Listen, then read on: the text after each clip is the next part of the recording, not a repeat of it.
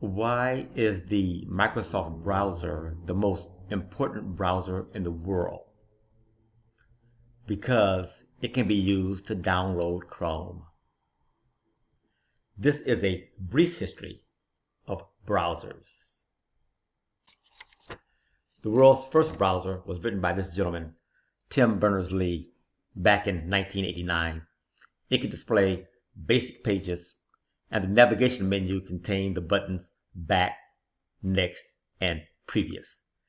This is an actual screen grab of that world's very first browser, so I'll just pause here for a second and let you take it in. This was called the World Wide Web app. That was the name of the browser, but it was renamed to Nexus to avoid confusion with the actual World Wide Web. This browser, named Mosaic, was developed by a committee at the National Center for Supercomputing Applications in Illinois, and it was released in 1993. Its claim to fame, it supported multiple internet protocols, much more than Nexus. Its intuitive interface, reliability, simple installation all contributed to its popularity. Another milestone was that Mosaic was the first browser to display images in line with text instead of on a separate window. 1995 was the year that the browser wars started. And I would suggest that this browser, Netscape Navigator, landed like cannon fire and blew Mosaic out of the water. It was written by Golden Boy Marc Andreessen, who's pictured here on the cover of Time magazine. At its peak, Netscape Navigator had 90% of all web use. So what happens to Mosaic? Also in 1995, Microsoft licensed Mosaic to create Internet Explorer, and it was released with the Windows 95 operating system. Mosaic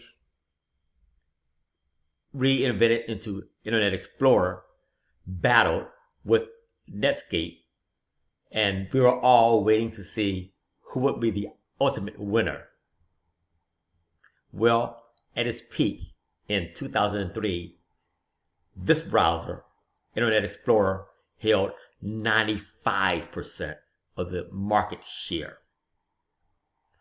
The browser wars continued with the ultimate decline of Navigator, the ultimate decline of Internet Explorer's market share, and the popularity of other browsers, including Firefox, Chrome, Safari, and Opera.